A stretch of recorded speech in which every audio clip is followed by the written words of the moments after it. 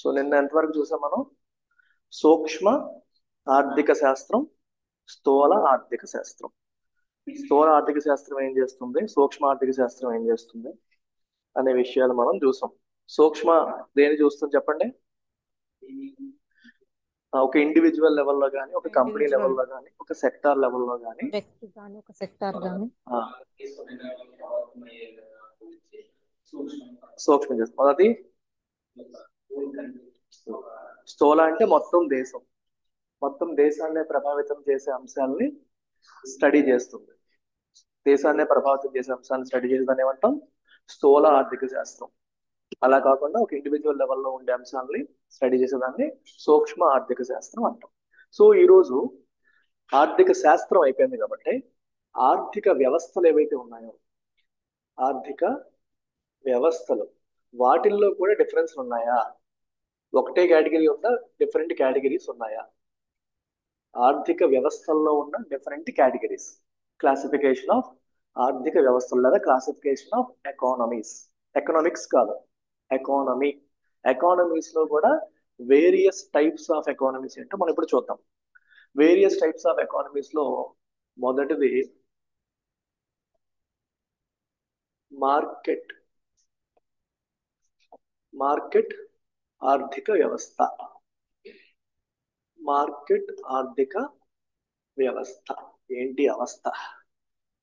Telugu market ఆర్థిక వ్యవస్థ. అసలు మార్కెట్ అంటే ఏంటి చెప్పండి? నేను ఎప్పుడైనా సరే పదాలు వచ్చాయంటే మిమ్మల్ని అడుగుతాను, క్వశ్చన్స్ అడుగుతాను, మీకు తెలిసిన ఇన్ఫర్మేషన్ చెప్పండి, నేను కరెక్ట్ చేస్తాను. మార్కెట్ అంటే ఏంటి మీ దృష్టిలో? అమ్మేవాడిని కొనేవాడిని కలిపేది సార్. వెరీ గుడ్, ఒక అబ్బాయి ఆన్సర్ ఇస్తాడు. మార్కెట్ ఏం చేస్తుంది? అమ్మేవాడిని కొనేవాడిని కలుపుతుంది. సో ఇది ఎకనామిక్స్ లో మీరు కరెక్ట్ గా చెప్పాల్సిన ఆన్సర్ ఏంటి? Market connects buyer and seller. Buyer and seller, ఒక బయ్యర్ ని సెల్లర్ ని కలిపేదాన్నే మనం మార్కెట్ అంటాం. చేపల మార్కెట్, ఫిష్ మార్కెట్ ఏం చేస్తుంది? చేపలు అమ్మేవాడిని చేపలు కొనేవాడిని కలుపుతుంది. కూరగాయల మార్కెట్, కూరగాయలు అమ్మేవాడిని కూరగాయలు కొనాలనుకునేవాడిని కలుపుతుంది. సో మార్కెట్ అనగానే మీకు ఫస్ట్ గుర్తు రావాల్సిందంటే అక్కడ ఒక బయ్యరు సెల్లరు ఉంటారు. బయ్యరు సెల్లరు ఉంటారు, వాళ్ళిద్దరి మధ్య ట్రాన్సాక్షన్ అనేది జరుగుతుంది. ట్రాన్సాక్షన్ అనేది జరుగుతుంది. ఇప్పుడు మీరు గుర్తుపెట్టుకోండి, ఒక ఇంపార్టెంట్ పాయింట్ అడుగుతాను. బయ్యర్స్ అంటే కొనుగోలుదారులు. ఈ కొనుగోలుదారులు ఎవరైతే ఉన్నారో, ఈ కొనుగోలుదారులంతా దేని క్రియేట్ చేస్తారు? డిమాండ్. ఒక చేపల మార్కెట్కి ఒక 1000 మంది చేపలు కొనడానికి వచ్చారనుకోండి, ఏం క్రియేట్ అవుతుంది అక్కడ? గిరాకీ. తెలుగులో గిరాకీ. ఇలా రాసేయచ్చు మీకు, ఈ ఎగ్జాక్ట్ తెలుగు పదం గిరాకీ రాయక్కర్లా. డిమాండ్ తెలుగులో డిమాండ్. ఎంతమంది వాడతాం మనం గిరాకీ అనే పదం? మనం డిమాండ్ అనే పదమే వాడతాం తెలుగులో కూడా. సో ఈ కొనుగోలుదారులు బాగా పెరిగితే, బయ్యర్స్ పెరిగితే ఏం పెరుగుతుంది? డిమాండ్ బాగా పెరుగుతుంది. సో డిమాండ్ బాగా పెరిగితే ధర ఏమవుతుంది? డిమాండ్ బాగా పెరిగితే ధర పెరుగుతుంది పెరుగుతుంది కదా, మనం చిన్నప్పటి నుంచి చదువుకుంటాం. సో మార్కెట్ ఆర్థిక వ్యవస్థలో వస్తువులు మరియు సేవలు, ఇంగ్లీష్ లో గుడ్స్ అండ్ సర్వీసెస్, వస్తువులు మరియు సేవలు ఏవైతే ఉన్నాయో వీటి యొక్క ధరలు, వీటి యొక్క ధరలు ఎవరు నిర్ణయిస్తారు? వస్తువులు మరియు సేవల యొక్క ధరలు ఎవరు నిర్ణయిస్తారు? డిమాండ్, మార్కెట్ నిర్ణయిస్తుంది. మార్కెట్. ప్రభుత్వం నిర్ణయించదు, మార్కెట్ నిర్ణయిస్తుంది. మార్కెట్ నిర్ణయిస్తుంది అంటే అర్థం ఏంటి? డిమాండ్ మరియు సప్లై. డిమాండ్ మరియు సప్లై లేదా గిరాకీ మరియు సరఫరా. ఈ గిరాకీ మరియు సరఫరా అనే అంశాలే కదా మార్కెట్. ఎక్కువ మంది సరఫరా చేస్తున్నారు, తక్కువ మంది కొనేవాళ్ళు ఉంటే ధరలు ఏమవుతాయి? ఎక్కువ చేపలు అమ్మే వాళ్ళు ఉన్నారు, చేపలు కొనే వాళ్ళు తక్కువ ఉన్నారు, అది ఏం చేస్తాడు? చేపలు డిమాండ్ తక్కువ తగ్గిస్తాడు కదా. సో సరఫరా ఎక్కువ ఉండి గిరాకీ తక్కువ ఉంటే ధరలు తగ్గిపోతాయి, గిరాకీ ఎక్కువ ఉండి సరఫరా తక్కువ ఉంటే ధరలు పెరుగుతాయి. సో ఈ ధర అనేది ఎవరు నిర్ణయిస్తున్నారు? గిరాకీ మరియు సరఫరా నిర్ణయిస్తున్నారు. ప్రభుత్వం నిర్ణయించట్లా ఈ చేప ఈ రేటు కమ్ము అని చెప్పి గవర్నమెంట్ చెప్పదు. డిమాండ్ బట్టే. పులస చేపకి ఎందుకు అంత రేటు? ఆ టైంలో మాత్రమే వస్తుంది, సరఫరా తక్కువ ఉంటుంది, డిమాండ్ ఎక్కువ ఉంటుంది. గోదావరి జిల్లాలో పులస చేప చాలా ఫేమస్ అంటారు కదా, మీరు ఇన్స్టాగ్రామ్ లో చూసుంటారు అందరూ. తెలిసినా తెలియకపోయినా చూడలేదా? వెళ్ళలేదా? ఓకే, నువ్వు వెళ్ళలేదా? పులస పులస మీరు విన్నారా ఆన్లైన్ స్టూడెంట్స్? లేదు సార్. పులుసు కాదు, పులస. పులస. గోదావరి జిల్లాలో ఒక నానుడి పుస్తులమ్మైన పులస తినాలి అంటే అది అంత ఫేమస్. ఆ చేప మనకి మనకి వర్షాకాలంలోనే వస్తుంది. అది వర్షాకాలంలోనే మనకి వస్తుంది అనమాట. సో స్పెషల్ గా ఆ టైంలోనే వస్తుంది. దానికి ఒక సెపరేట్ టేస్ట్ ఉంటుంది. ఒక రాత్రంతా 24 hours 18 గంటలు పులుసు పెడతారు. ఎక్కువ తొందరగా అవ్వదు. దాని ముళ్ళన్నీ కూడా మెత్తగా అయిపోతాయి. ముళ్ళు కూడా తినేస్తారు, అంత మెత్తగా అయిపోతాయట. సో అది కేజీ మనం చేపలు ఎంత కొంటాం? మాక్సిమం కొంటే 1000 రూపాయలు. ఇది వంజరం కానీ కాస్ట్లీ. ఈ చేప కేజీ 10,000, కేజీ 5,000, కేజీ 7,000, 8,000 కూడా ఉంటుంది. దానికి వేలంపాట వేస్తారు. రైతుకి పడిందంటే పంట అనమాట. జాలర్లకు పడిందంటే వాళ్ళకి పంట పడినట్టే. ఆడొచ్చి వేలం పాట వేస్తే చుట్టూ వేలం పాడుకు పట్టుకెళ్తారు. అది ఒక ప్రెస్టీజ్, పులస తిన్నాం అనేది ఆ జిల్లాల్లో. సో దానికి ఏముంటది అప్పుడు? డిమాండ్ ఎక్కువ ఉంటుంది. డిమాండ్ ఎక్కువ ఉండడం వల్ల దాని ధరలు పెరిగిపోతాయి. అదే ప్రజల్లో పులస ఏంటి ఏదైతే ఏంటి అన్న ఫీలింగ్ ఉంటే డిమాండ్ ఉండదు. డిమాండ్ ఉండకపోతే ఆ ధర ఉండదు. సో ధర అనేది డిమాండ్ మీద మరియు సప్లై మీద ఆధారపడుతుంది. సో డిమాండ్ అండ్ సప్లై కలిపి మనకి మార్కెట్ ని క్రియేట్ చేస్తాయి. సో మార్కెట్ ఒక వస్తువు యొక్క ధరను నిర్ణయిస్తే అది మార్కెట్ ఆర్థిక వ్యవస్థ అవుతుంది. ధర నిర్ణయించడం మాత్రమే కాదు, ఇప్పుడు ఒక ఆర్థిక వ్యవస్థలో ఏ వస్తువు ఉత్పత్తి చేయాలి, ఎంత పరిణామంలో, ఎంత పరిమాణంలో ఉత్పత్తి చేయాలి, క్వాంటిటీ పరిమాణమే కదా, ఎంత పరిమాణంలో ఉత్పత్తి చేయాలి, ఇలాంటివన్నీ ఎవరు డిసైడ్ చేస్తారు? Again market.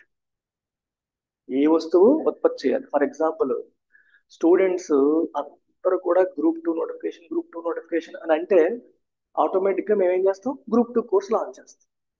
ఎవరికి గ్రూప్ 2 గురించి ఇంట్రెస్ట్ లేదనుకోండి, గవర్నమెంట్ ఎవరు నమ్ముతాడని చెప్పి అప్పుడు ఏ ఇన్స్టిట్యూట్ కోర్సే లాంచ్ చేయాలి. సో ఎవరు డిసైడ్ చేస్తున్నారు గ్రూప్ 2 కోర్స్ లాంచ్ చేయాలా చేయకూడదని? ప్రభుత్వం డిసైడ్ చేస్తుందా? ఇన్స్టిట్యూట్ కూడా డిసైడ్ చేయట్లేదు, డిమాండ్ డిసైడ్ చేస్తుంది. మీరు డిమాండ్ చేస్తేనే మేము చేస్తాం. మార్కెట్లో మీరు అసలు మాకు వద్దు అనుకుని కూర్చున్నారు అనుకోండి, మేము చేసి ఏం చేయాలి? ఈగలు తోలుకోవాలి. అంతేనా? నేను కోర్స్ లాంచ్ చేస్తాను, ఎవడు రాడు? ఈగలు తోలుకోవడం కదా. స్టూడెంట్స్ నుంచి డిమాండ్ ఉన్నప్పుడే ఆ కోర్స్ లాంచ్ అవుతుంది. అలాగే ఏదైనా ఒక వస్తువు అయినా సరే అంతే. వస్తువులైనా సరే మార్కెట్లో దానికి గిరాకీ ఉంటేనే ఆ వస్తువుని ప్రొడ్యూస్ చేస్తారు, ఉత్పత్తి చేస్తారు, అమ్ముతారు. సో ఏ వస్తువు ఉత్పత్తి చేయాలి, ఎంత పరిమాణంలో ఉత్పత్తి చేయాలంటే ఎంత క్వాంటిటీలో ఉత్పత్తి చేయాలి, ఓకే, దాని ధర ఎంత పెట్టాలి, ఇవన్నీ కూడా ఎవరు డిసైడ్ చేస్తున్నారు? మార్కెట్. గుర్తుపెట్టుకోండి, నువ్వు డిసైడ్ చేయట్లేదు, నేను డిసైడ్, మనం అనుకుంటాం అంతే. మీరు అనుకుంటారు సురేష్ సార్ ఇక్కడ ప్రైస్ డిసైడ్ చేస్తారు. నేను డిసైడ్ చేయను, మీరే డిసైడ్ చేస్తారు. నాకు ఒకటి ఉంటుంది మైండ్లో, కానీ నేను అనుకున్నట్టుగా చేయలేకపోవచ్చు. మార్కెట్, డిమాండ్, సప్లై, చాలా ఫ్యాక్టర్స్ ఉంటాయి. చాలా ఫ్యాక్టర్స్ దాన్ని ఇన్ఫ్లుయెన్స్ చేస్తాయి. అర్థమైందా? సో మార్కెట్ ఆర్థిక వ్యవస్థలో ఏ వస్తువు ప్రొడ్యూస్ చేయాలి, ఎంతలో ప్రొడ్యూస్ చేయాలి, దాని ధర ఎంత నిర్ణయించాలి, ఇదంతా కూడా మార్కెట్లో ఉన్న డిమాండ్ మరియు సప్లై ఫ్యాక్టర్సే డిసైడ్ చేస్తాయి. దీన్ని ప్రభుత్వం డిసైడ్ చేయదు, గవర్నమెంట్ డిసైడ్ చెయ్యదు. Is that clear everybody? అర్థమైందా? ఇలాంటి ఆర్థిక వ్యవస్థలో ప్రభుత్వం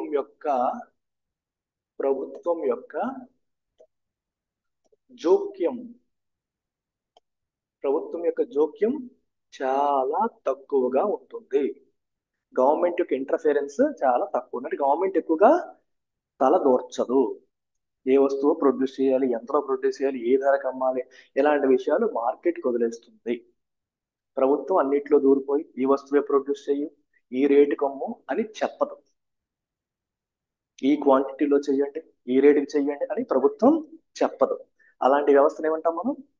మార్కెట్ ఆర్థిక వ్యవస్థ అంటాం. ఎగ్జాంపుల్ అమెరికా, బ్రిటన్, ఇవన్నీ కూడా మార్కెట్ ఆర్థిక వ్యవస్థకి ఎగ్జాంపుల్స్ గా మనం చెప్పొచ్చు. క్లియర్ అమ్మా? అర్థమైందా? దీంట్లో ప్రభుత్వం యొక్క నియంత్రణ తక్కువ ఉంటుంది, జోక్యం కూడా తక్కువ ఉంటుంది. జోక్యం అంటే ఏ విషయాల్లో? ఒక వస్తువు ధర నిర్ణయించే విషయంలో, ఒక వస్తువు ఎంత ఉత్పత్తి అవ్వాలనే విషయాన్ని నిర్ణయించే విషయంలో ప్రభుత్వం యొక్క జోక్యం చాలా తక్కువ ఉంటుంది. క్లియర్? ఆన్లైన్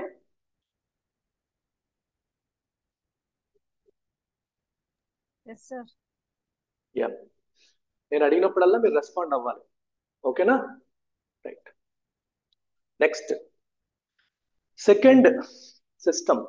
ఇప్పుడు మనం చూసిన మార్కెట్ ఆర్థిక వ్యవస్థనే మనం పెట్టుబడిదారీ ఆర్థిక వ్యవస్థ అని కూడా అంటాం. అంటే క్యాపిటలిజం అంటాం ఇంగ్లీష్లో, తెలుగులో పెట్టుబడిదారీ వ్యవస్థ. పెట్టుబడిదారీ వ్యవస్థ లేదా క్యాపిటలిజం లేదా క్యాపిటలిస్ట్ ఎకానమీ, ఇంగ్లీష్లో క్యాపిటలిస్ట్ ఎకానమీ, పెట్టుబడిదారీ ఆర్థిక వ్యవస్థ. పెట్టుబడిదారీ ఆర్థిక వ్యవస్థ అని కూడా అంటాం. చిన్న డిఫరెన్స్ ఉంటుంది, అంత అవసరం లేదు. పెట్టుబడిదారీ ఆర్థిక వ్యవస్థ, పెట్టుబడిదారీ విధానంలో పెట్టుబడిదారుడు అంటే ఎవరు? డబ్బు పెట్టేవాడు అంటే బిజినెస్ మ్యాన్, ఇండస్ట్రీ పెట్టేవాడు, పరిశ్రమల్ని స్థాపించేవాడు. వాళ్ళు దేని మీద ఆధారపడతారు? మార్కెట్ మీద. వాళ్ళ ధర ఎంతన్నా పెట్టుకోవచ్చు, వాళ్ళని ఎవరు ఆపరు. ఇప్పుడు నేను ఇదే యూపీఎస్సీ క్లాస్ కానీ, గ్రూప్ 2 క్లాస్ కానీ, నేను యూపీఎస్సీ క్లాస్ 2 లక్షలు, గ్రూప్ 2 క్లాస్ 50,000, గ్రూప్ 1 క్లాస్ 1,50,000 అని పెట్టినా సరే నన్ను ప్రభుత్వం ఏమీ అనదు. మీరు రారు, that is a different thing. కానీ ప్రభుత్వం ఏమీ అందదు. నాకు ఆ ఫ్రీడమ్ ఉందా లేదా? నాకు ఆ స్వేచ్ఛ ఉంది. నాకు ఆ స్వేచ్ఛ ఉంది. అందుకే దీన్ని ఏమంటాం? ఫ్రీ మార్కెట్స్ అంటాం. మార్కెట్ అనే కాదు, ఫ్రీ మార్కెట్. ఫ్రీ మార్కెట్ అంటే అర్థం ఏంటమ్మా? అక్కడ అన్ని వస్తువులు ఫ్రీగా దొరుకుతాయని కాదు. ఫ్రీ మార్కెట్ అంటే ఫ్రీడమ్ లో ఫ్రీ. ఫ్రీడమ్ అంటే ఏంటి? స్వేచ్ఛ. స్వేచ్ఛాయుతమైన మార్కెట్. దేని నుండి స్వేచ్ఛ ఉంది దానికి? ప్రభుత్వం నుంచి. అంటే ప్రభుత్వం దాని వ్యవహారాల్లో తలదూర్చట్లేదు. ప్రభుత్వం మార్కెట్ యొక్క అంతర్గత వ్యవహారంలో తలదూర్చకుండా పూర్తి స్వేచ్ఛనిస్తుంది అని అర్థం. అలాంటి దాన్ని మనం ఫ్రీ మార్కెట్. అంటే పేర్లు కొంచెం అటు ఇటు మారినా సరే మీనింగ్ ఒకటే. ఫ్రీ మార్కెట్ ఎకానమీ అంటారు ఇంగ్లీష్లో. అర్థమవుతుందా? ఫ్రీ మార్కెట్ ఎకానమీ లేదా పెట్టుబడిదారీ ఆర్థిక వ్యవస్థ, ఇవన్నీ కూడా more or less similar. Now the second one is ఇంగ్లీష్లో కమాండ్ ఎకానమీ అంటాం. Command economy. సో దీన్ని ఆజ్ఞాపిత ఆర్థిక వ్యవస్థ. ఆజ్ఞాపిత ఆర్థిక వ్యవస్థ, కమాండ్కి తెలుగులో పదం. అలాంటి పదాలతో మనం పిలవచ్చు. లేదా దీనికి కొంచెం క్లోజ్ గా ఇంకొక వర్డ్ ఉంది. ఏంటో తెలుసు? అదే సోషలిస్ట్ ఎకానమీ. తెలుగులో సామ్యవాద ఆర్థిక వ్యవస్థ. సామ్యవాద ఆర్థిక వ్యవస్థ. ఆర్థిక వ్యవస్థ, సామ్యవాద ఆర్థిక వ్యవస్థ. అర్థమైందా? లేదా ప్లాన్డ్ ఎకానమీ అంటారు. ప్లాన్డ్ ఎకానమీ అంటే ప్రణాళికాబద్ధమైన. ప్రణాళిక, ప్లానింగ్ అంటే ఏంటమ్మా? ప్రణాళిక. పంచవర్ష ప్రణాళిక వినంటారు కదా, 5 year ప్లాన్స్. సో ప్రణాళిక ఆర్థిక వ్యవస్థ అని కూడా అనొచ్చు. సో ఇక్కడ ఏం జరుగుతుందంటే వస్తువుల యొక్క ధరలు ఎవరు డిసైడ్ చేస్తారు? ప్రభుత్వం. ఏ వస్తువు ప్రొడ్యూస్ అవ్వాలో ఎవరు డిసైడ్ చేస్తారు? ప్రభుత్వం. ఎంత పరిమాణంలో ప్రొడ్యూస్ అవ్వాలి ఎవరు డిసైడ్ చేస్తారు? ప్రభుత్వం. ఏ వస్తువు ఉత్పత్తి చేయాలి, ఏ సేవలు ఉత్పత్తి చేయాలి, ఎంత పరిమాణంలో చేయాలి, ఎంత ధరకి వాటిని అమ్మాలి అనే అన్ని అంశాలపైన ప్రభుత్వం యొక్క నియంత్రణ ఉంటుంది. సో దానికి ఆపోజిట్ మార్కెట్ ఆర్థిక వ్యవస్థకి పూర్తి ఆపోజిట్ ఏంటి? కమాండ్ ఎకానమీ లేదా సోషలిస్ట్ ఎకానమీ లేదా ప్లాన్డ్ ఎకానమీ. మీకు సామ్యవాద ఆర్థిక వ్యవస్థ లేదా కమాండ్ ఆర్థిక వ్యవస్థ. కమాండ్ అనే పదమే మీరు వాడేయచ్చు, కమాండ్ ఆర్థిక వ్యవస్థ అని కూడా మీరు వాడేయచ్చు. అలాంటి పదాన్ని మీరు యాజ్ గా వాడేసేయచ్చు. సో ఇట్లాంటి దాన్ని మనం ఏమంటామన్నా, దీన్ని నియంత్రిత ఆర్థిక వ్యవస్థ, ఆజ్ఞాత్మక ఆర్థిక వ్యవస్థ. మీ PDF లో ఉంటాయి ఎగ్జాక్ట్ పదాలన్నీ కూడా. సో నేను ఎప్పుడూ చెప్తున్నాను, always pickup the English word also. English పదం కూడా తెలియడం వల్ల ఉపయోగం ఏంటి? ఎగ్జామ్ లో ట్రాన్స్లేషన్ ఎర్రర్స్ వచ్చినప్పుడు ప్రాబ్లం. నా ఫ్రెండ్ ఒక అబ్బాయి ఉన్నాడు, 40+ ఏజ్, నాతో పాటు చదువుకున్నట్టు 10th క్లాస్ వరకు. ఇప్పుడు కానిస్టేబుల్ గా పనిచేస్తున్నాడు. మొన్న డిఎస్సి రాశాడు. డిఎస్సిలో అబ్బాయికి ఒక్క మార్క్ 0.25 మార్క్స్ లో పోస్ట్ పోయింది. చాలా దగ్గరకు వచ్చిపోయింది. ప్రాబ్లం ఎక్కడొచ్చింది? క్వశ్చన్ ఇంగ్లీష్ లో ఒకలా ఉంది, తెలుగులో ఇంకోలా వచ్చింది. తను తెలుగు చూసి రాశాడు. ఒకలా ఉన్న క్వశ్చన్ ని ట్రాన్స్లేషన్ లో చిన్న మిస్టేక్, తను ఇంకోలా అర్థం చేసుకున్నాడు. ఇంకోలా అర్థం చేసుకొని రాసేసాడు, పోయింది బిట్. అదే ఇంగ్లీష్ వర్షన్ చూసుంటే ఆప్షన్ మారేది. ఇలాంటివి ఎన్నో. ఎగ్జామినర్ ఎప్పుడు కూడా ఇంగ్లీష్ వర్షన్ ప్రామాణికంగా తీసుకుంటారు, తెలుగు వెర్షన్ కాదు. ఎందుకంటే ఫస్ట్ తయారు చేసేది ఇంగ్లీష్, తెలుగులో కాదు. ఇంగ్లీష్లో చేసి తెలుగులోకి మారుస్తారు. సో అందుకే మీరు ఎప్పుడైనా సరే మైండ్లో పెట్టుకోండి, తెలుగులో క్వశ్చన్ చదివినప్పుడు మీకు ఏదైనా అనుమానం ఉన్నా, క్వశ్చన్ ఏదో తేడాగా ఉంది అనిపించినా మీరు చేయాల్సింది అంటే పక్కనే ఉన్న ఇంగ్లీష్ క్వశ్చన్ చూడాలి. చూసినప్పుడు అక్కడ మీకు క్లారిటీ వస్తుంది. ఓహో ఇదా, దీనికి వచ్చిన బాధ ఇదని, దీనికి వచ్చిన ప్రాబ్లమ్ ఇదంతా కూడా అంటారు. అందుకనే చాలా చాలా ఇంపార్టెంట్. వీలైనంత వరకు నేను చెప్తుంటాను ఇంగ్లీష్ పదాలు, సో మీకు ఈజీ అవుతుంది. ఓకేనమ్మా? సో ఇది కమాండ్ ఎకానమీ కదా. కమాండ్ ఎకానమీ ఏమవుతుంది? ప్రభుత్వం అనేది నియంత్రిస్తుంది. ఏ వస్తువు ప్రొడ్యూస్ చేయాలి, ఎంతలో ప్రొడ్యూస్ చేయాలి, ఏ ధరకి అమ్మాలి అనే దాన్ని ప్రభుత్వం అనేది చాలా ఎక్కువగా నియంత్రిస్తుంది. కాబట్టి దీన్ని ఏమంటాం? నియంత్రిత ఆర్థిక వ్యవస్థ అని కూడా మనం అంటాం. సో ఇక్కడ మార్కెట్ అనేది డిసైడ్ చేయదు, ప్రభుత్వం డిసైడ్ చేస్తుంది. మూడవది mixed economy. India is a mixed economy. Mixed ఎకానమీని ఏమంటాం? ఏంటమ్మా? అంతే, మిశ్రమ లేదా మిశ్రిత ఆర్థిక వ్యవస్థ. మిశ్రిత లేదా మిశ్రమ ఆర్థిక వ్యవస్థ. ఆర్థిక వ్యవస్థ ఇక్కడ ఏముంటుంది మీకు? ఇందాక మనం ఏమైతే మాట్లాడుకున్నామో ఆ రెండింటి యొక్క కాంబినేషన్ ఉంటుంది. సో ఇక్కడ కొన్ని మన దేశానికి ఇంపార్టెంట్ అయిన కొన్ని రంగాలు ఏవైతే ఉంటాయో వాటి విషయంలో ఎవరు డిసైడ్ చేస్తారు? ప్రభుత్వం. వాటి విషయంలో నిర్ణయాలను ఎవరు తీసుకుంటారు? ప్రభుత్వం తీసుకుంటుంది. ఇంకోవైపు కొన్ని విషయాలు మార్కెట్ కి వదిలేస్తారు. మార్కెట్ తెలుగులో ఏమంటారు? మీ తెలుగు బాగుంటుంది, నా తెలుగు బాగుంటుంది, చూద్దాం. నేను దిగనంత వరకే, దిగాక తెలుగులో కూడా మనం కొట్టేవాళ్ళు లేడు. చెప్పండి ఎవరైనా తెలుగు మీడియం వాళ్ళు మార్కెట్ ని తెలుగులో ఏమంటారు? ఏంటమ్మా? కాదు, సంత కాదు. ఎగ్జాక్ట్ తెలుగు వర్డ్ ఉంది. అంగడి. వినుంటారు కదా, విపణి. ప్రాపర్ తెలుగు అది. దిగిన తర్వాత చాలా తెలుగు వస్తుంది. నేను భాషా ప్రేమికుడిని, తెలుగు అంటే చాలా ఇష్టం, ఇంగ్లీష్ అన్నా ఇష్టమే. మాతృభాష కాబట్టి నేను మాట్లాడినప్పుడు మీరు ఎప్పుడైనా గమనిస్తే భాష అనను నేను, భాష అంటే ఒత్తు నేను పలుకుతాను పక్కగా. చాలా మంది మీరు బ్రాహ్మణస్ అని అనేవారు, అంటే ఆ ఒత్తులు పలకాలి. తెలుగు భాష యొక్క అందం అదే. బాధ్యత, బాగుండదు, ఒత్తు దాకుంటది. చాలా మంది బాగా పెట్టేస్తారు. బాధ్యత కాదు, బాధ్యత. ఏంటిది? బాధ్యత. దాకుంటది ఒత్తు. ఆ ఒత్తులు తెలుగు యొక్క అందం. చదివేటప్పుడు కానీ ఎప్పుడైనా సరే ఆ ఒత్తుల్ని పక్కాగా పలకాలి. పలికితేనే ఆ భాషకి మనం గౌరవించినట్టు, దాని అందాన్ని మనం కాపాడినట్టు. విపణి అనేది దీని యొక్క పదం తెలుగులో. ఎంతమంది తెలుస్తుంది? ప్రాబ్లం ఏంటంటే ఇప్పుడు మీ పేపర్లు కరెక్షన్ చేసిన వాళ్ళకి సగం తెలుగు తెలియట్లేదు. నేను ఒకసారి అడిగాను, నేను చెప్పాను కదా సార్ వస్తారు ఇప్పుడు, నీళ్ళు వస్తారు. ఆయన అడిగితే, సార్ వీళ్ళు పేపర్లు ఎవరైతే కరెక్ట్ చేస్తున్నారో వాళ్ళకే పూర్తిగా తెలుగు తెలియట్లేదు సార్, అందుకని వీళ్ళు తెలుగులో రాస్తున్న వాళ్ళు అర్థం చేసుకోలేకపోతున్నారు, అందువల్ల గ్రూప్ 1 లో మార్కులు పడట్లేదు. ఇలాంటి సమస్యలు కూడా ఉంటాయి, ప్రాక్టికల్ ఇష్యూస్ ఇవన్నీ. తప్పదు, మనం ఏం చేస్తాం? సో మిక్స్డ్ ఎకానమీలో ఏమవుతుందమ్మా? ప్రభుత్వము మరియు మార్కెట్ రెండు నిర్ణయాలు తీసుకుంటాయి. కొన్ని రంగాల్లో ప్రభుత్వం నిర్ణయం తీసుకుంటుంది. సో కొన్ని రంగాలు, కొన్ని సెక్టర్స్ ఆఫ్ ఎకానమీ మన ఆర్థిక వ్యవస్థలో కొన్ని రంగాలన్నీ కూడా ప్రభుత్వం కంట్రోల్లో ఉంటాయి. లైక్ ఇండియాలో అటామిక్ ఎనర్జీ, అణుశక్తి, అణు విద్యుత్ శక్తి, న్యూక్లియర్ ఎనర్జీ, ఇలాంటివన్నీ ఎవరు కంట్రోల్ ఉంటాయి? ప్రైవేట్ సెక్టర్ కంట్రోల్లోకి ఎవరు? అది గవర్నమెంట్ కంట్రోల్లో ఉంటాయి. డిఫెన్స్, ప్రభుత్వం.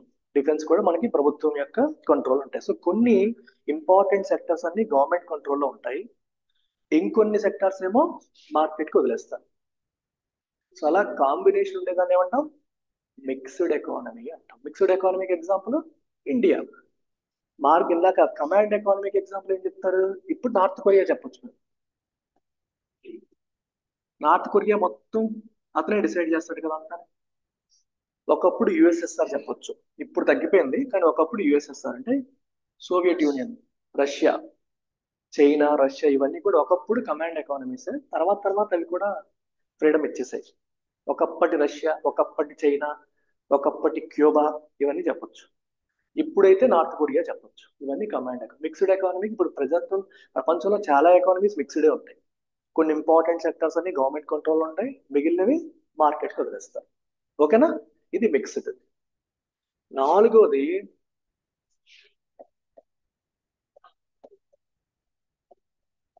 సంప్రదాయ ఆర్థిక వ్యవస్థ. ఇది ఎవరు చెప్పరు,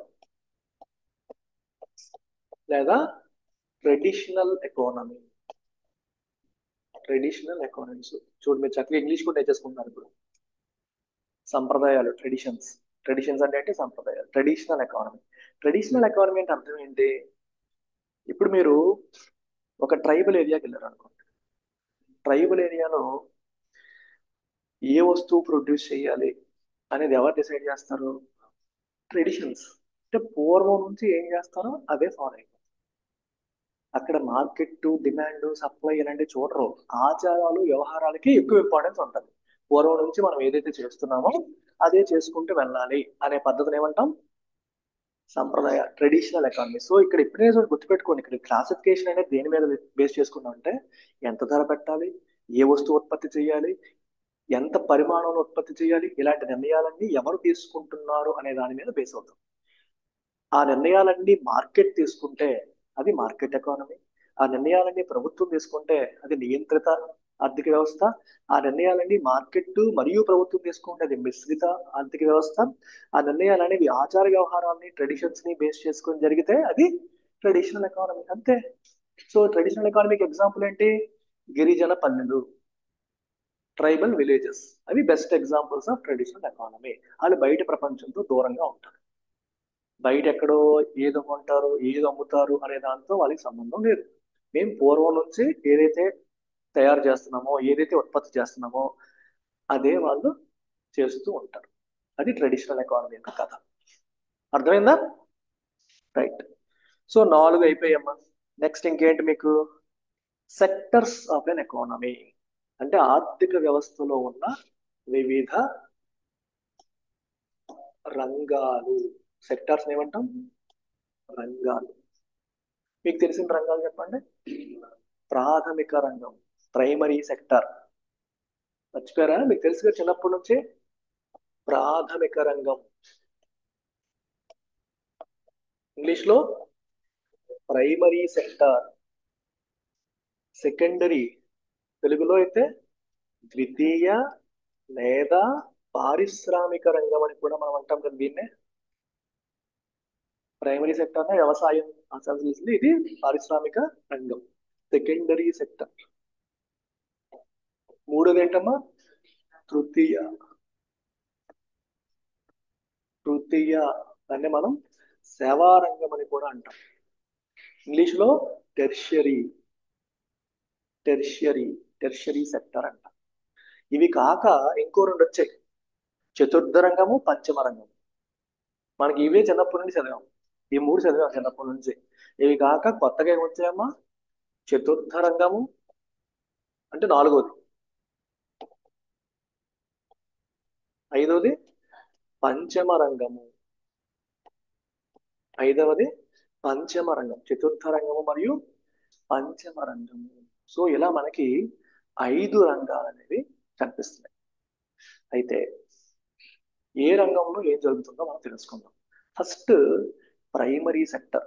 మెమరైజ్ చేయకండి, అర్థం చేసుకోండి. ప్రైమరీ సెక్టర్ అనగానే మనకు గుర్తు రావాల్సింది ఏంటి, నేచర్ లేదా ప్రకృతి. ప్రకృతి గుర్తు రావాలి. ఎందుకంటే ప్రైమరీ సెక్టార్ ఎవరితో ఇంటరాక్ట్ అవుతుంది, నేచర్తో ఇంటరాక్ట్ అవుతుంది. నేచర్తో డైరెక్ట్ గా ఇంటరాక్ట్ అయ్యే ప్రతి ఒక్కటి కూడా ప్రైమరీ సెక్టార్ కిందకి వస్తుంది. వ్యవసాయం ఎందుకు ప్రైమరీ సెక్టార్? దాన్ని బట్టి చెప్పు. వ్యవసాయాన్ని ఎందుకు మనం ప్రైమరీ సెక్టార్ అంటాం? మీకు హింట్ ఇచ్చాను అక్కడ. ఎక్కడుంది నేచర్? అక్కడ నేచర్ ఎక్కడుంది? అక్కడ వ్యవసాయం ఎక్కడ చేస్తాం? భూమి. మరి భూమి ఏంటి? నేచర్. భూమి ఏంటమ్మా? నేచరే కదా. నేచర్ లో భాగమే కదా, ప్రకృతిలో భాగమే కదా భూమి. నువ్వు భూమిని దున్ని వ్యవసాయం చేస్తున్నావు అంటే ప్రకృతితో నువ్వు మమేకం అవుతున్నావు, ప్రకృతితో ఇంటరాక్ట్ అవుతున్నావు. కాబట్టి వ్యవసాయం ప్రైమరీ సెక్టర్. మైనింగ్. మైనింగ్ ఆలోచించండి జాగ్రత్తగా. మైనింగ్ అనేది ఏ సెక్టర్? మెమరైజ్ చేయకండి. మైనింగ్ లో ఏం జరుగుతుందో ఆలోచించండి. నేను అందుకే concept, LTX classes is all about concepts. Mining అంటే ఏంటి? భూమిని తవ్వే కదా ఖనిజాలు తెస్తూ. So primary. తవ్వడం. మైనింగ్ కూడా ప్రైమరీయే. మనం ఏమనుకుంటాం మైనింగ్ అనగానే సెకండరీ అనేసుకుంటాం. కానీ మైనింగ్ ఎందుకు ప్రైమరీ? నేచర్ తో నువ్వు ఇంటరాక్ట్ అవుతున్నావు. ఈ రకంగా ఎవరు చెప్పరు. ప్రాబ్లం అదే. గుర్తుపెట్టేసుకుంటాం మనం. గుర్తుపెట్టుకోకూడదు, అర్థం చేసుకోవాలి. మైనింగ్ కూడా ఫిషింగ్, ఫిషరీస్, చేపలు. ఎందుకు? ప్రైమరీ. చేపలు పట్టడం, వాటర్. చెరువులు, సముద్రం, ఇదంతా నేచరే కదా. ఆవుల పెంపకం, యానిమల్ హస్బెండరీ అంటారు. ఆవుల పెంపకం ఏంటి? నేచర్. ఫారెస్ట్రీ, అడవులకు సంబంధించి ఇవన్నీ కూడా నేచర్. సో నేచర్ తో మనం ఇంటరాక్ట్ అయ్యి చేసే ప్రతిదీ కూడా ప్రైమరీ ప్రైమరీ. లేదా ప్రాథమిక రంగం. వ్యవసాయం ఒక్కటే కాదు. చాలా మంది వ్యవసాయం ఒక్కటే ప్రైమరీ అనుకుంటారు. కాదు. అందుకే వ్యవసాయ రంగం అని రాయలేదు పక్కన. వ్యవసాయ రంగం అని రాయకపోవడానికి మెయిన్ రీజన్ ఏంటి? అది ఒక్కటే కాదు, దాంతో పాటు ఇంకా చాలా ఉన్నాయి. వ్యవసాయం ప్రధానంగా మనకు తెలిసింది మైనింగ్, ఫారెస్ట్రీ అంటే అడవులకు సంబంధించింది, ఆవుల పెంపకం, పశువుల పెంపకం, గొర్రెల పెంపకం, పందుల పెంపకం, కోళ్ళ పెంపకం, అన్ని కూడా దేని కిందకి వస్తాయి? ప్రైమరీ సెక్టార్ కిందకే వస్తాయి. మరి సెకండరీ సెక్టార్ కిందకి ఏమొస్తుంది?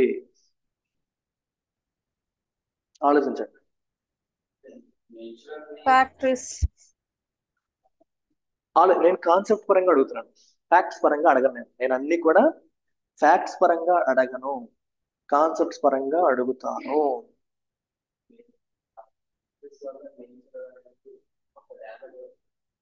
అవన్నీ ఎందుకు? అసలు ఏది ద్వితీయ రంగం? ద్వితీయ రంగం లేదా సెకండరీ సెక్టార్ అని దేన్ని అంటారు? ప్రైమరీ సెక్టార్ నుంచి ఏదైతే వస్తుందో దాన్ని తీసుకొని దాన్ని మార్చేదాన్ని సెకండరీ సెక్టార్ అంటారు. ఏం చెప్పాను? ప్రైమరీ సెక్టార్ నుంచి ఏదైతే వస్తుందో దాన్ని తీసుకొని దాని నుంచి వేరే వస్తువుని తయారు చేసే దాన్ని ఏమంటాం? సెకండరీ సెక్టార్ అంటాం. కాన్సెప్చువల్ గా అర్థం చేసుకోవడం అంటే అది. ఒక ఎగ్జాంపుల్ చెప్తాను. ఆవు దగ్గర పాలు పితుకుతాం, అది ఏ dairy sector? Farm. Rice mill. అది ఏ సెక్టార్ కింద వస్తుంది? పాలు పితకడం ఏ సెక్టార్? ప్రైమరీ. పాలు అవన్నీ పెంచుకుంటాం. డైరెక్ట్ గా నేచర్ తో ఆవుతో ఇంటరాక్ట్ అవుతుంది.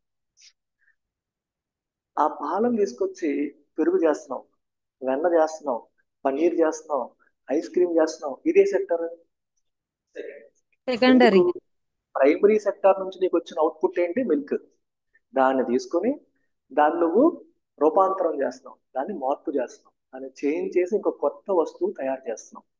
సో ప్రైమరీ ఎప్పుడైనా గుర్తుపెట్టుకోండి, సెకండరీ సెక్టార్ కి ఇన్పుట్ ఏంటి? ప్రైమరీ సెక్టార్ నుంచి ప్రైమరీ వచ్చిన సెక్టార్ అవుట్పుట్టే నుంచి వచ్చింది. సెకండరీ సెక్టార్ కి ఇన్పుట్. ఇప్పుడు చూడండి, స్టీల్ తయారు చేయాలి. స్టీల్ కి ఇన్పుట్ ఏంటి? రా మెటీరియల్ ఏంటి? ముడిసరుకు ఏంటి? స్టీల్ అనేది ఉక్కు. ఉక్కు అనేది ఏ ముడి సరుకు నుంచి తయారవుతుంది? చిన్నప్పుడు చదవలేదా?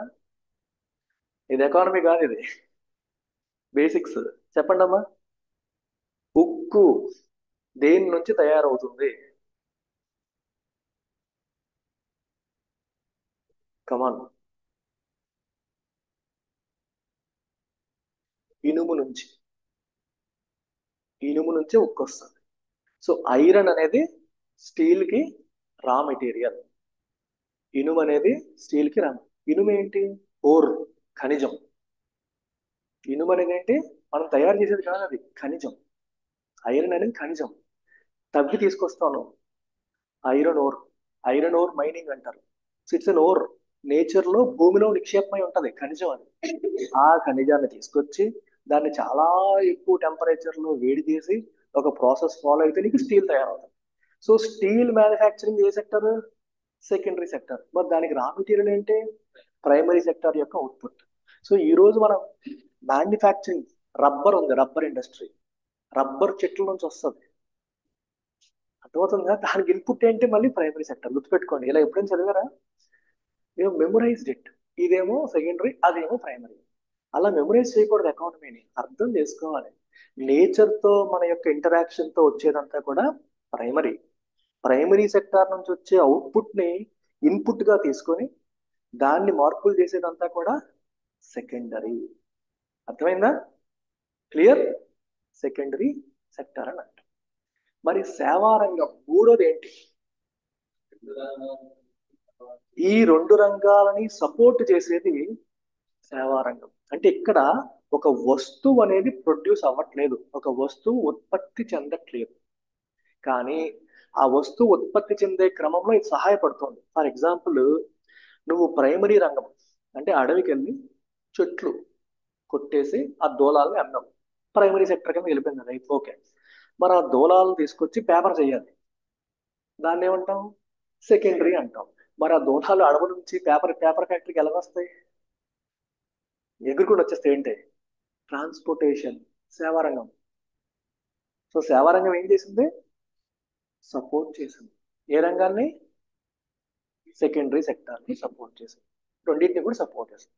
సో సేవా రంగంలో కొత్తగా ఒక వస్తువు అనేది ప్రొడ్యూస్ అవ్వదు, కానీ సెకండరీ సెక్టార్కి అవసరమైన సపోర్ట్ ని అందిస్తుంది. సేవలు అంటే మీకు కనపడవు, they are intangible. Tangible, intangible అంటే కనిపించేవి, కనిపించనివి. మనకి కనపడవు, యూ కాంట్ ఫీల్ ఇట్. ఇప్పుడు క్లాస్ చెప్తున్నాను, ఫిజికల్ గా నీకు కనిపిస్తుందా? ఫిజికల్ గా ఇప్పుడు చూడండి, ఈ టీ కప్ మీకు కనిపిస్తుంది, నా క్లాస్ మీకు వినిపిస్తుంది, కానీ కనిపిస్తుందా? కనిపించట్లేదు కదా, అది కనపడదు. ఇగో ఈ బోర్డు కనిపిస్తుంది, ఇవన్నీ కనిపిస్తాయి, బట్ క్లాస్ కనిపించట్లేదు. సో టీచింగ్ ఏంటి? ఎడ్యుకేషన్ ఏంటి? సర్వీస్. ఎడ్యుకేషన్ అనేది ఏంటమ్మా? సర్వీస్. ఇప్పుడు విమానం ఉంది, విమాన ప్రయాణం, విమానం మ్యానుఫ్యాక్చర్ చేయడం సెకండరీ సెక్టర్, విమానంలో ప్రయాణించడం టెరిషరీ సెక్టర్, సేవా రంగం. సేవా మైండ్ లో పెట్టుకోండి. సో సేవా రంగంలో మనకి ఏముంటాయమ్మా? మొదటి రెండు రంగాలకి సపోర్ట్ అనేది లభిస్తుంది, మొదటి రెండు రంగాలకి సపోర్ట్ అనేది లభిస్తుంది. సో వ్యక్తులు లేదా సంస్థలకి సేవలను అందిస్తుంది, ఆ రంగాలకి సపోర్ట్ ఇస్తుంది. ఇంకొన్ని ఎగ్జాంపుల్స్ చెప్పండి సేవా రంగానికి. చాలా ఎగ్జాంపుల్స్ ఉంటాయి. అసలు ఇండియాలో ఎక్కువ జాతీయ ఆదాయం, స్థూల జాతీయ ఉత్పత్తి ఎక్కడి నుంచి వస్తుంది? సేవా రంగం నుంచే. చెప్పండి ఎందుకు వస్తుంది అంత? ఎగ్జాంపుల్స్ చెప్పండి సేవా రంగానికి. ఏంటమ్మా? మీరు పొద్దున్న లేచినప్పటి నుంచి నేను బొచ్చుడు ఎగ్జాంపుల్స్ చెప్తాను సేవా రంగానికి. అంటే ఇవన్నీ సేవా రంగమేనా అని మీరు అనుకుంటారు. థింక్ చేయండి, వస్తాయి అన్ని.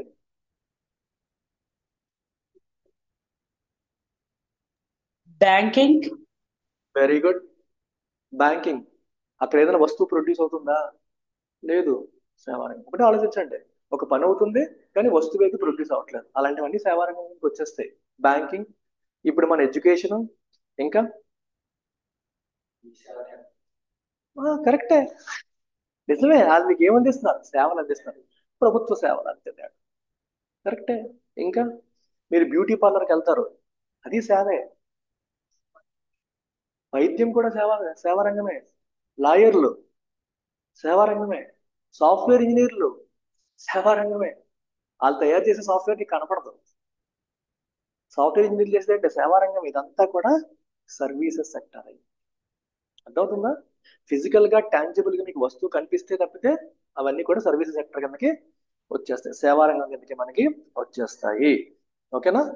కన్సల్టెన్సీలు, ఐటీలు, హోటల్స్, టూరిజం, ట్రాన్స్పోర్టేషన్, ఇవన్నీ కూడా ప్రయాణాలు, అవన్నీ కూడా సేవారంగమే. కమ్యూనికేషన్, ఫోన్ లో మాట్లాడతారు, communication. Phone manufacturing secondary. Phone లో మాట్లాడతావు చూడు, ఇక్కడ నీ ఫోన్ లో అక్కడ ఫోన్ ఉంది, కానీ మాటలు జరిగిపోతున్నాయి, అదేంటి? సేవారంగానికి వస్తారు. ఇన్సూరెన్స్, సేవా రంగం. సో చాలా పెద్దది సేవా రంగం భారతదేశంలో. ఇండియాలో వచ్చేసరికి మ్యానుఫ్యాక్చరింగ్ కంటే సేవా రంగమే చాలా చాలా పెద్దది. చైనాలో మ్యానుఫ్యాక్చరింగ్ పెద్దది, సేవా రంగం కంటే మ్యానుఫ్యాక్చరింగ్ పెద్దది. ఓకేనా? రైట్. సో ఇది దేని మీద ఆధారపడుతుంది? ఎక్కువగా స్కిల్, నైపుణ్యం మీద ఆధారపడుతుంది. టీచింగ్ చేయాలంటే స్కిల్ కావాలి, వైద్యం చేయాలంటే స్కిల్ కావాలి, నైపుణ్యం మీద ఆధారపడే ఒక రంగం ఇది. ఒక రంగం ఇది.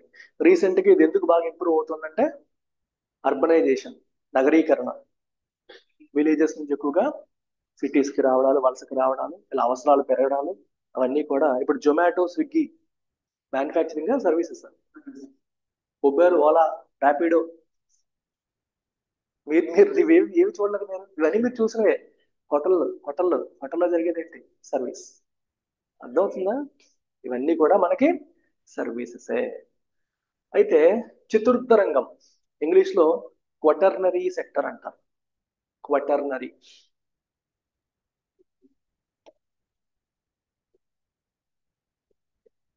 చతుర్థ రంగం ఏంటంటే ఈ సేవా రంగంలోనే కొంచెం హై ఎండ్, సేవా రంగమే అది కూడా, కానీ దాంట్లో కొంచెం హై లెవెల్ అన్ని కూడా చతుర్థ రంగంలోకి వస్తాయి. అంటే బాగా హై లెవెల్ రీసెర్చ్, పరిశోధన, పెద్ద పెద్ద అంశాల మీద మీరు చేసే పరిశోధన సేవ కిందకి వస్తుంది. కానీ హై లెవెల్ రీసెర్చ్ అంతా కూడా దేనికైనా తోసేస్తాం మనం? చతుర్థ రంగం మీదకి తోస్తాం. అంటే దీని మీద క్వశ్చన్స్ అడగకపోవచ్చు, అడిగితే మాకు తెలియదు వదిలేయకూడదు, అందుకే చెప్తున్నాను.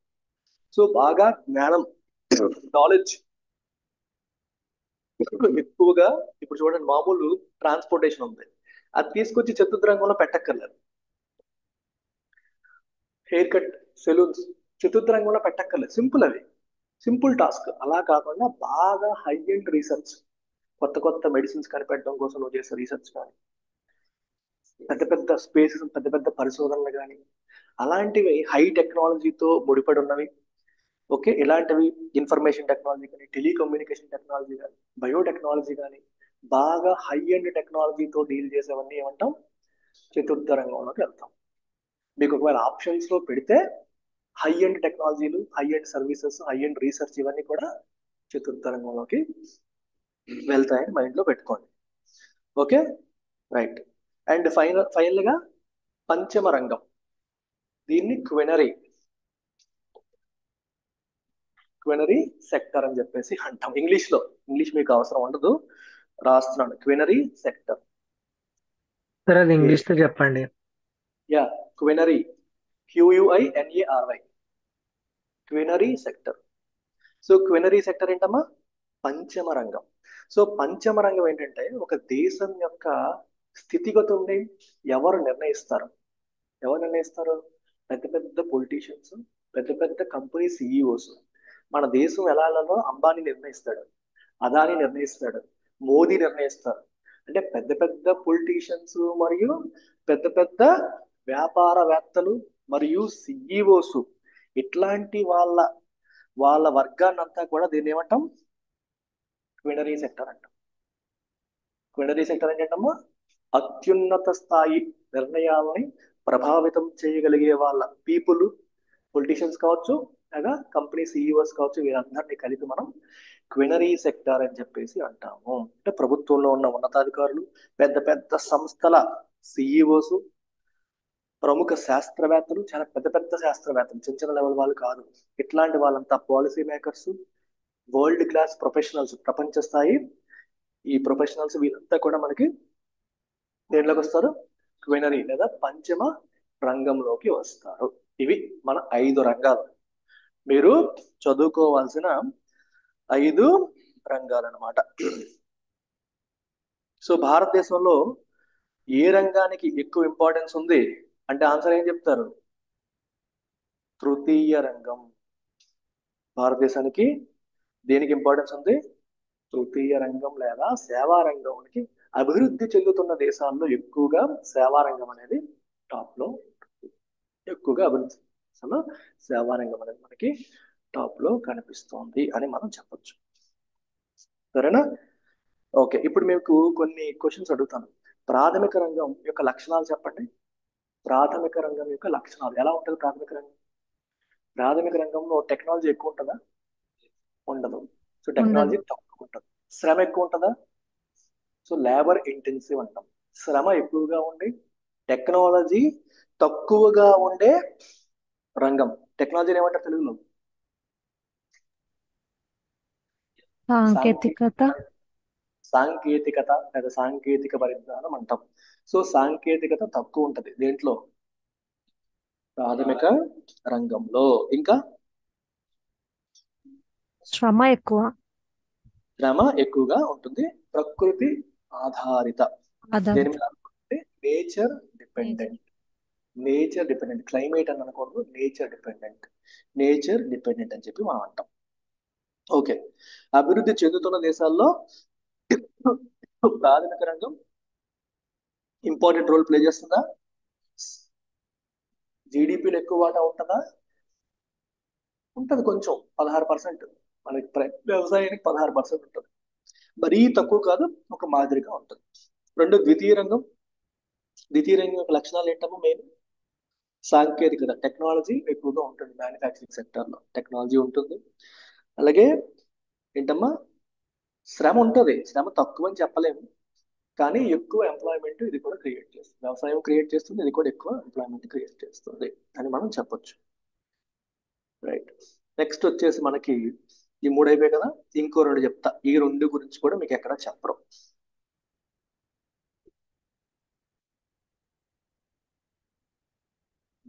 ఇంగ్లీష్లో real sector and financial sector అని చెప్పేసి అంటాం.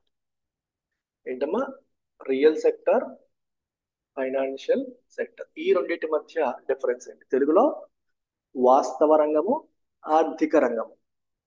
వాస్తవ రంగము, ఆర్థిక రంగం. ఈ రెండింటి మధ్య డిఫరెన్స్ ఏంటి? ఇందాక చెప్పిన ఇది అయిపోయి, అది క్లోజ్. వాటితో ఇది 6, 7 అనుకోకండి. అదొక రకమైన క్లాసిఫికేషన్, ఇది ఇంకో రకమైన క్లాసిఫికేషన్. ఇది ఇంకో రకమైన క్లాసిఫికేషన్. అదొక రకం, ఇది ఒక రకం. అంటే మొత్తం ఒక ఎకానమీలో ఉన్న సెక్టార్స్ ని 5 రకాలుగా కేటగరైజ్ చేయొచ్చు, లేదా 2 రకాలుగా కేటగరైజ్ చేయొచ్చు. 5 రకాలు మనం చూస్తాం, ఇప్పుడు 2 రకాలు చూస్తాం. ఈ 2 రకాల్లోనే అన్ని సెక్టార్స్ వచ్చేస్తాయి. ఏంటవి? Real, financial. ఎలా చెప్తాం రెండింటికి డిఫరెన్స్ అంటే, ఎక్కడైతే ఎక్కడైతే యాక్చువల్ గుడ్స్ అండ్ సర్వీసెస్ అనేవి ప్రొడ్యూస్ అవుతున్నాయో, ఎక్కడైతే వస్తువులు మరియు సేవలు ఉత్పత్తి జరుగుతుందో, వస్తువులు మరియు సేవల యొక్క ఉత్పత్తి జరుగుతుందో, ఆ రంగాలను ఏమంటాం మనం? రియల్ సెక్టార్ అంటాం. ఎగ్జాంపుల్స్: వ్యవసాయం రియల్ సెక్టరా కాదా? Real sector. అలాగే ఎందుకంటే అక్కడ వస్తువులు సేవలు వస్తున్నాయి మనకి. అలాగే మ్యానుఫ్యాక్చరింగ్ రియల్ సెక్టర్. సర్వీసెస్ కొన్ని రియల్ సెక్టర్, కొన్ని ఫైనాన్షియల్ సెక్టర్. ఇక్కడ మీరు జాగ్రత్తగా ఉండాలి. మరి ఫైనాన్షియల్ సెక్టర్ అంటే ఆర్థిక రంగం అంటే అర్థం ఏంటి? ఇక్కడ రియల్ సెక్టార్కి అవసరమైన పెట్టుబడి లేదా రుణాలు లేదా బీమా, ఇలాంటి వాటిని ప్రొవైడ్ చేసే రంగమే ఫైనాన్షియల్ సెక్టర్. అంటే దీంట్లోకి ఏమొస్తాయి? Banking, insurance, stock markets, bond markets, ఇలాంటి రంగాలన్నీ కూడా దీంట్లోకి వస్తాయి. మీరు ఐడెంటిఫై చేయడం చాలా ఈజీ. ఏ రంగంలో అయితే డైరెక్ట్ గా మనీతో డీల్ చేస్తున్నామో ఆ రంగాలన్నీ ఫైనాన్షియల్ సెక్టర్. అయితే సార్ ఇందాక చెప్పారు బ్యాంకింగ్ అనేది సేవా రంగం కదా. కరెక్టే, బ్యాంకింగ్ సేవా రంగమే. కానీ ఇక్కడ మనం సేవా రంగమా కాదని డిసైడ్ చేయట్లేదు. Real sector, financial sector. ఎక్కడైతే ఇప్పుడు మీరు గమనించండి, ఐ టెల్ యూ సంథింగ్. నేను ఒక కంపెనీ పెడదాం అనుకో. నేను ఒక కంపెనీ పెట్టాలంటే నాకు ఏం కావాలి? పెట్టుబడి. జనరల్ గా ఏం చేస్తారు? లోన్ తీసుకుంటారు. సో నేను కంపెనీ దేనికోసం పెడుతున్నాను? ఒక వస్తువు తయారు చేయడానికి కావచ్చు, ఒక సర్వీసెస్ అందించడానికి కావచ్చు. అంటే వస్తువులు లేదా సేవలు ఉత్పత్తి చేయడం కోసం నేను కంపెనీ పెట్టాలి అనుకుంటున్నాను. వస్తువులు లేదా సేవలు ఉత్పత్తి చేయడం కోసం నేను కంపెనీ పెట్టాలి అనుకుంటున్నాను. మరి ఆ కంపెనీ పెట్టడానికి అవసరమైన పెట్టుబడి నాకు ఎవరిస్తున్నారు? బ్యాంక్ ఏ సెక్టర్ బ్యాంక్ అవుతుంది? Financial sector. ఫైనాన్షియల్ అర్థమవుతుందా? ఇలాంటి వాటిని మనం ఏమంటాం? ఫైనాన్షియల్ సెక్టార్ అని చెప్పేసి అంటాం. సో డబ్బు, పొదుపు, పెట్టుబడి, రుణాలు, బీమా, అలాగే ప్రమాద నిర్వహణ, ఏదైనా ఇష్యూ వస్తే రిస్క్ మేనేజ్మెంట్ అంటాం ఇంగ్లీష్లో. ఏదైనా ప్రాబ్లం వస్తే ఎలా చేసుకోవాలి, ఇట్లాంటివన్నీ కూడా మనకి ఫైనాన్షియల్ సెక్టార్ కిందకి వస్తాయి. సో దీంట్లో యాక్చువల్గా వేరే వస్తువు ప్రొడ్యూస్ అవ్వడం జరగట్లేదు, కానీ వస్తువులు ప్రొడ్యూస్ చేసే ఆర్గనైజేషన్స్ కి, సెక్టార్స్ కి సపోర్ట్ చేస్తుంది. ఇది ఏం చేస్తుందమ్మా? సపోర్ట్ అనేది చేస్తుంది. మీరు జాగ్రత్తగా అర్థం చేసుకోండి. నేను ఇక్కడ రియల్ సెక్టార్ పెడతాను. సో రియల్ సెక్టార్ కి అవసరమైన పెట్టుబడి ఎవరిస్తున్నారు? Financial sector. So financial sector అనేది ఇందాక మనం మాట్లాడుకున్న రియల్ సెక్టర్ కి అవసరమైన సపోర్ట్, క్వశ్చన్, పెట్టుబడి అందిస్తోంది. దానికి అవసరమైన పెట్టుబడిని ఇది మనకి ఏం చేస్తుందమ్మా? దానికి అవసరమైన పెట్టుబడి లాంటి వాటిని అందిస్తోంది అని మనం చెప్పొచ్చు. బేసిక్ ఏమవుతుందంటే మనకి వాస్తవ రంగం లేదా రియల్ సెక్టర్ అనేది మూలధనం కోసం ఎవరి మీద ఆధారపడుతుంది? ఆర్థిక రంగం మీద ఆధారపడుతుంది. మరి ఆర్థిక రంగం దేని మీద ఆధారపడుతుంది? వీళ్ళు సరిగ్గా పర్ఫామ్ చేయాలని కోరుకుంటుంది. నువ్వు ఒక కంపెనీ పెట్టావు, కంపెనీకి అప్పు ఇచ్చావు, ఆ కంపెనీ బాగా చేస్తేనే కదా నీ అప్పు వెనక్కి వస్తుంది. సో ఆర్థిక రంగం, వాస్తవ రంగం బాగా పర్ఫామ్ చేస్తే వీళ్ళకి ప్రాఫిట్స్ వస్తాయి, వీళ్ళకి ప్రాఫిట్స్ వస్తాయి, లేదా వీళ్ళ డబ్బులు వీళ్ళకి వెనక్కి వస్తాయి. లోన్ ఇచ్చినోడికి వడ్డీ వస్తుంది, లోన్ ఇచ్చినోడికి వడ్డీ వస్తుంది. లేదా ఈ కంపెనీలో పెట్టుబడి పెట్టినోడికి, డబ్బులు పెట్టినోడికి. లోన్ అనే కాదు, నువ్వు పెట్టుబడి నీ దగ్గర డబ్బులు పెట్టావు అండ్ నువ్వేమవుతావు? వాటాదారుడు, షేర్ హోల్డర్. కంపెనీ నువ్వు షేర్ హోల్డర్. అప్పుడు కంపెనీ బాగా చేస్తే నీ షేర్ వాల్యూ ఏమవుతుంది? పెరుగుతుంది. అక్కడ నీకు ప్రాఫిట్ వచ్చింది. సో ఈ రియల్ సెక్టార్ అనేది ఫైనాన్షియల్ సెక్టర్ మీద ఆధారపడుతుంది. ఫైనాన్షియల్ సెక్టర్ కూడా రియల్ సెక్టర్ యొక్క పర్ఫార్మెన్స్ మీద ఆధారపడుతుంది. రెండు కూడా ఒకదాని మీద ఒకటి ఆధారపడుతూనే ఉంటాయి, ఒకదానికొకటి ఇంటర్ లింక్ అయి ఉంటాయి. ఈ రెండు సెక్టార్స్ సమర్థంగా ఉన్నప్పుడే దేశం ముందుకెళ్తుంది. వాస్తవ రంగం బాగుండి ఫైనాన్షియల్ సెక్టర్ బాగాలేకపోతే దేశం ముందుకెళ్ళదు. ఎందుకంటే వాస్తవ రంగానికి అవసరమైన సపోర్ట్ ఇచ్చేదే ఫైనాన్షియల్. దేశానికి బ్యాంకింగ్ వెన్నెముక అంటారు. బ్యాంకులు లేకుండా దేశాలు ముందుకు నడవు. ఏది చేయాలన్నా సరే రుణాలు కావాలి, రుణాలు కావాలంటే బ్యాంకులు కావాలి. బ్యాంకులు అంటే మనం డిపాజిట్లు అనుకుంటాం మన పాయింట్ ఆఫ్ వ్యూలో. బ్యాంకుల మెయిన్ పర్పస్ ఏంటమ్మా? అభివృద్ధికి అవసరమైన ఫండ్స్ అందించడం, అభివృద్ధికి అవసరమైన పెట్టుబడులు అందించడం లేదా రుణాలు అందించడం బ్యాంక్స్ యొక్క ప్రధానమైన రోల్. సో బ్యాంకింగ్ వీక్ అయిపోయింది అనుకోండి, కంపెనీస్ మరి గ్రో అవ్వలేవు, కష్టం, వీక్ అయిపోతాయి. అది చాలా చాలా కష్టం అవుతుంది. అందుకని ఫైనాన్షియల్ సెక్టర్ కూడా ఇంపార్టెంట్. ఫైనాన్షియల్ సెక్టర్ ఉండి డబ్బులు ఇస్తున్నా సరే సరైన ప్రొడక్షన్ చేయకుండా ఉంటే అది కూడా మంచిది కాదు. సో రెండు కూడా దేశానికి ఇంపార్టెంటే. Clear everybody? Online? Yes sir. Okay, so అర్థమవుతుంది కదా? సో ఈ చాప్టర్ అయిపోయిన తర్వాత మీ అందరికీ కూడా టెస్ట్ ఉంటుంది. సో ముందే చెప్పాను, ఈ చాప్టర్ బేస్డ్ క్వశ్చన్స్ మనం డిస్కస్ చేస్తాం, previous year UPSC questions discuss చేస్తాం. వాటితో పాటు మీకు ఒక టెస్ట్ కూడా, క్విజ్ కూడా మీకు ఉంటుంది. సో అది కూడా మీరు రాసుకుంటారు. సో ప్రతి చాప్టర్కి కూడా క్విజెస్ ఉంటాయి. జోగ్రఫీలోనైనా దీంట్లోనైనా ఏ సబ్జెక్ట్ మీరు మన దగ్గర టీచ్ చేసినా సరే అందులో ఒక చాప్టర్ అవగానే దాని మీద ఒక క్విజ్ అనేది పెడతాం. అది మీరు రాస్తే మీరు ఎక్కడ ఉన్నారు, ఎందులో వీక్ ఉన్నారు అనే విషయం మీకు తెలుస్తాయి. సో ఆ రకంగా మనం ఒక మంచి ఫౌండేషన్ వేసుకొని ముందుకు వెళ్తాం. Now coming to some more interesting concepts. Some more interesting concepts.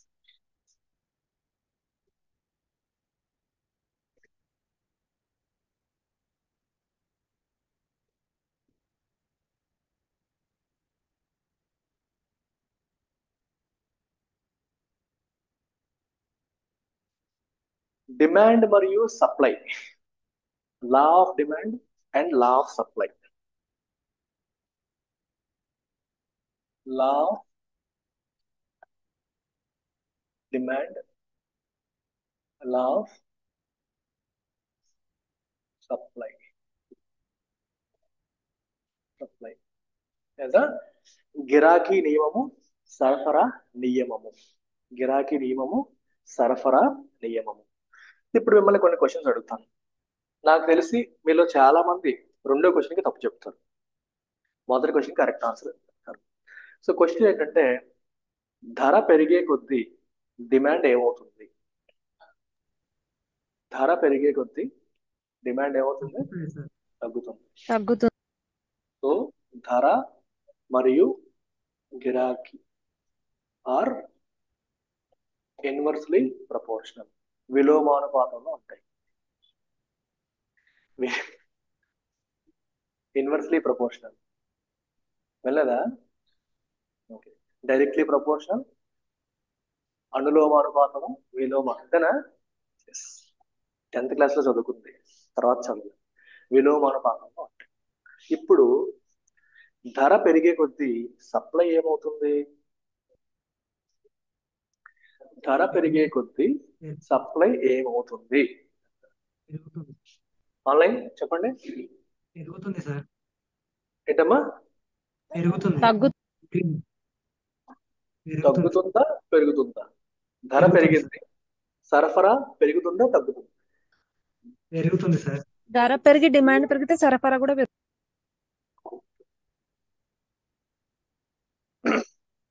ఏంటి తగ్గుతుందా? ఎందుకు? ఏంటమ్మా? ధర పెరగడం వల్ల. నేను సరఫరా అడిగాను, నేను డిమాండ్ అడగలేదు, సరఫరా అడిగాను.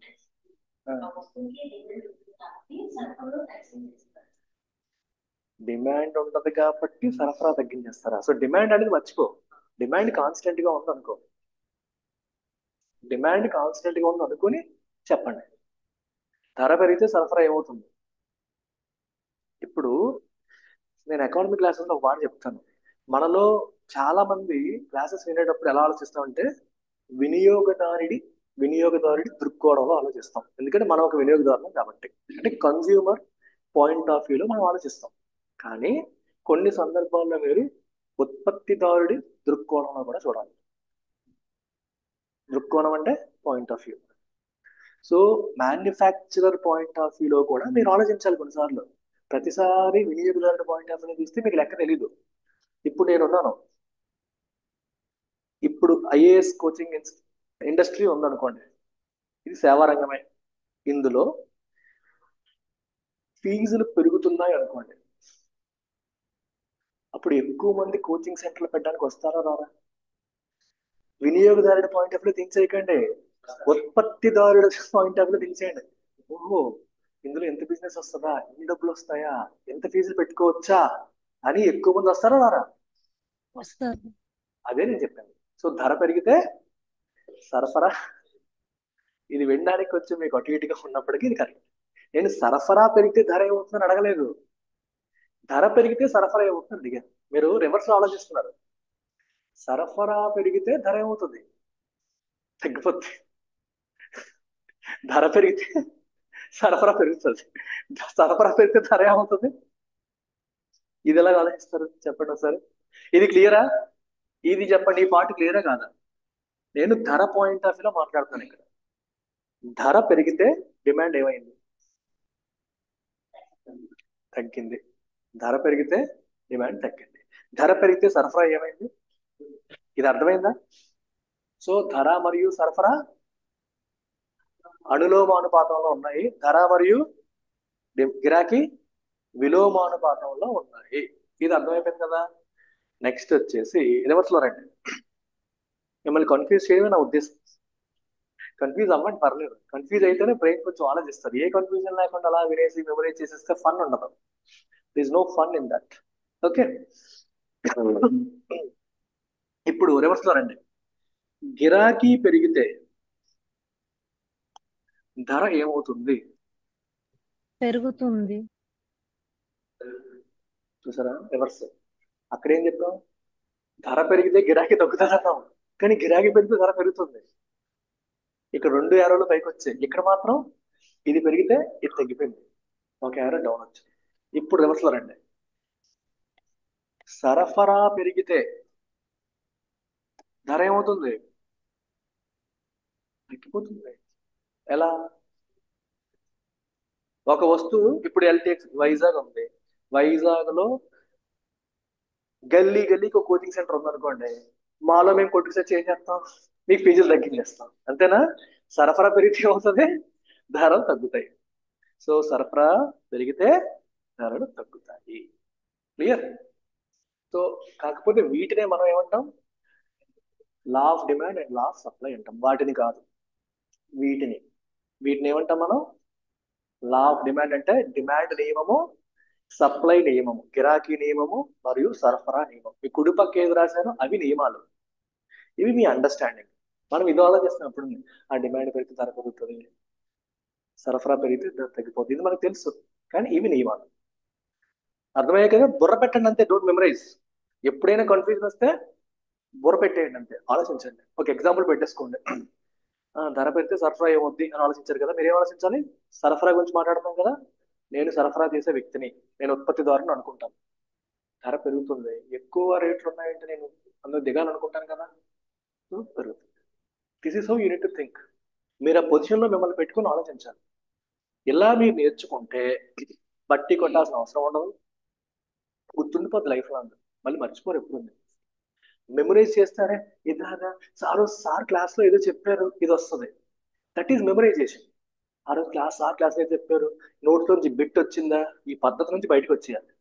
ఎందుకంటే మీకు కాంపిటేటివ్ ఎగ్జామ్స్ లో ఎక్కువ స్కోరింగ్ సెక్షన్ ఏంటి అంటే ఆన్సర్ ఏంటి? ఎకానమీ. హిస్టరీ కాదు, హిస్టరీ మీరు పెట్టలేరు, చాలా ఇబ్బంది పడతారు, ఎంత చదివినా సరే మర్చిపోవచ్చు. కానీ ఎకానమీ కాన్సెప్ట్ బేస్డ్ కాబట్టి కాన్సెప్ట్ ఒకసారి బాగా అర్థమైపోతే గుర్తుండిపోతుంది, పెద్ద స్ట్రగుల్ అవ్వాల్సిన అవసరం అనేది ఉండదు. కాన్సెప్ట్స్ మనకి అర్థమైపోతే స్ట్రగుల్ అవ్వాల్సిన అవసరం అనేది ఉండదు. సో ఇక్కడ నుంచి నేను రేపటి క్లాస్లో కంటిన్యూ చేస్తాను. ఒక డెమో ఉంది ఇప్పుడు అందుకోసమని, సరేనా? బాయ్.